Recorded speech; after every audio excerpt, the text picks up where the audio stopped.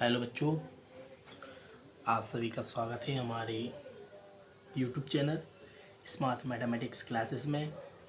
तो बच्चों, हमने अपनी पिछली क्लास में एक्सरसाइज 2.3 का प्रश्न 1 कर लिया था। अब हम इस क्लास में एक्सरसाइज 2.3 का प्रश्न 2 करते हैं। तो बच्चों, जिस प्रकार से हमने इन प्रश्नों को हल किया है उसी प्रकार से, उसी सरल तरीके से इन प्रश्नों को आपको समझाने की कोशिश करूंगा। और मैं आपको विश्वास दिलाता हूं कि वीडियो पूरा देखें और वीडियो के अंत में कमेंट करके बताएं कि आपको कितना समझ में आया है, कितना समझ में नहीं आया।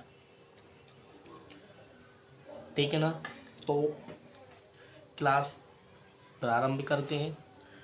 तो बच्चों, प्रश्न बहुत अच्छा है। प्रश्न बोल रहा है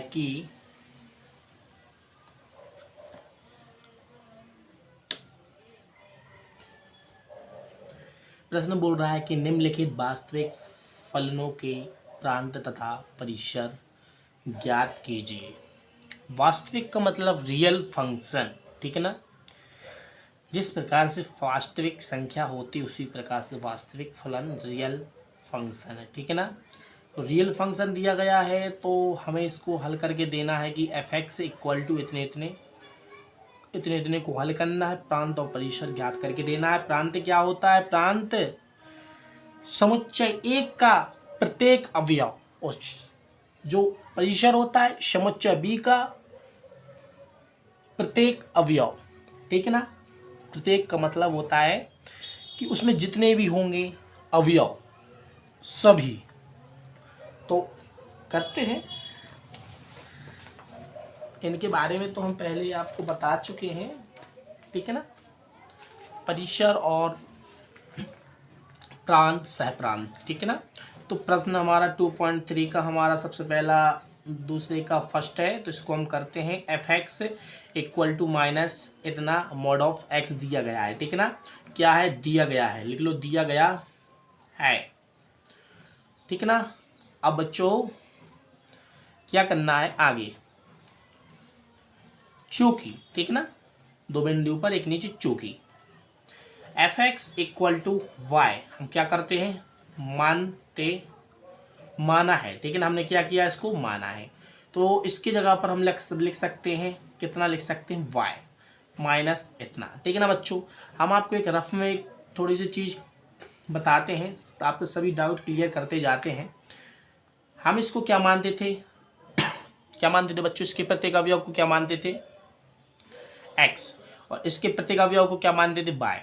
यदि हमें फंक्शन ऐसा दिया जाता था और बोल दिया 2 3 4 इसमें अवयव है, तो इसमें हम मार रखते थे। 2 मार रखने पर कितना आता था? 4 + 1, तो बाय का मान कितना आ जाता? 5।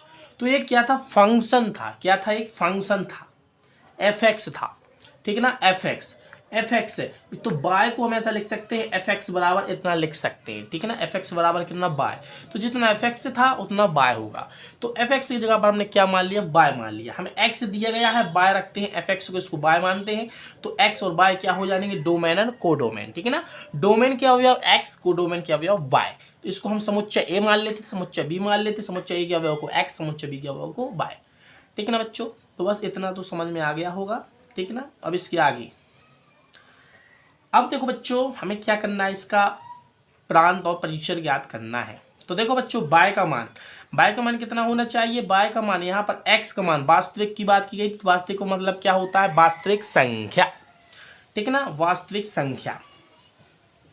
तो इसको लिख सकते हैं एक्स सबसेट है, एक्स सबसेट है आर का। सबसेट क्यों है? क्योंकि एक्स सबसेट माना है आर का। आर क्या है? रियल नंबर है। और सबसेट क्या होता है? उप समुच्चय होता है, ठीक है ना, उप समुच्चय होता है। तो एक्स कुछ भी हो सकता है। कैसे? जैसे कि नेचुरल नंबर का सेट, पूर्णांक संख्याओं का सेट, परिमेय संख्याओं का, ठीक है ना। एक्स कुछ भी हो सकता है। तो वास्तविक दिया गया है तो वास्तविक हमने एक्स क्या मान लिया? रियल मान लिया, सबसेट है। इसलिए क्या कह सकते हैं? इसलिए प्रांत बराबर क्या होगा बच्चों? आर। आर क्या है? Real number. प्रांत क्या होता है? एक्स। एक्स हमने बताया, एक्स जो पहला होता है हमारा ठीक है ना। डोमेन उसके प्रत्येक अवयव को x मानते हैं, तो हमारा प्रांत क्या हो गया r, ठीक है ना। अब बच्चों एक बात याद रखो, क्या बात रखनी है याद, देखो जो f(x) का मान है, f(x) का मान छोटा है और बराबर है किसके मान से, जीरो के मान से।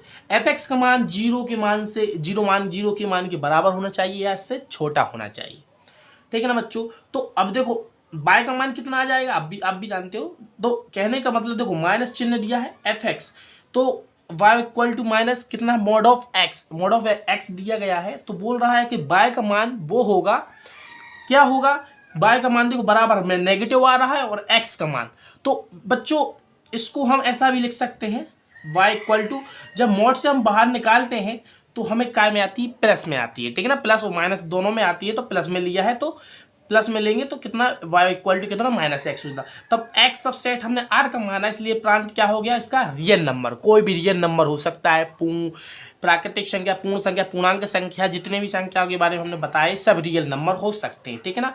अब जब हम x का मान रियल रखेंगे तब y का मान क्या आना चाहिए, तब y का मान आना चाहिए, हमने यहाँ पर लिया है f(x) छोटा या बराबर होता है जीरो के, तो छोटा और बराबर जीरो का मतलब क्या होता है कि y equal to minus X दर्शा रहा है कि देखो x का मान तुम कोई भी रखोगे यहाँ पर, ठीक है ना। x का मान यहाँ पर कोई भी रखना है, लेकिन रियल ऐसी वैल्यू रखनी है कि हमें माइनस का प्राप्त हो जाए, ठीक है ना बच्चों। हमें माइनस की नहीं रखनी, क्यों नहीं रखनी, क्योंकि y बराबर दर्शा दिया है कि y बराबर हमारा माइनस एक्स आना चाहिए, तो x की हम ऐसी वैल्यू रखेंगे कि माइनस में आएगी, ठीक है ना। तो हम जितने भी पॉजिटिव होते हैं नंबर जीरो से लेकर अनंत तक भी रखेंगे, और परिमेय संख्या भी रख सकते हैं जीरो से लेकर अनंत तक की, ठीक है ना बच्चों। तो हमें माइनस में मालूम उत्तर होना चाहिए, माइनस में, ठीक है ना। तो जीरो इक्वल होता है और जीरो इक्वल होगा और इससे छोटा होगा, जीरो से छोटी वाली संख्या को क्या लेते हैं, माइनस लेते हैं, तो वही तो है। तो बच्चों y क्या हो जाएगा हमारा, इसलिए y इक्वल टू हो जाएगा बच्चों 0, 1, -1, -2, -3 and that dash minus infinity बच्चों। तो बस हमारा परिसर क्या होता है, परिसर यही होता है, परिसर। तो इसको हम मानते x, इसको मानते हम y, इसको x, इसको y, ठीक है ना। इससे क्या होता है, जे बिलोंग करते हैं a में, बिलोंग करते हैं b में, ठीक है ना। तो बच्चों y है ना, तो y में क्या क्या अवयव होंगे, 0, 1, सॉरी 0, -1, -2 यानी माइनस के प्रकार के क्या होंगे इसमें अवयव होंगे, समझ रहे हो ना। माइनस के प्रकार के क्या होंगे इसमें अवयव होंगे, तो हमें माइनस में उत्तर लेना है, ठीक है ना। x का मान माइनस में आना चाहिए, तो बस तो जे आ जाएंगे। तो बच्चों हमने अपना पहला प्रश्न कर लिया है, आपको समझाने की कोशिश करी है, मुझे लगता है आपको समझ में आ गया होगा। तो मिलते हैं नई क्लास में, तब तक के लिए जय हिंद, जय भारत।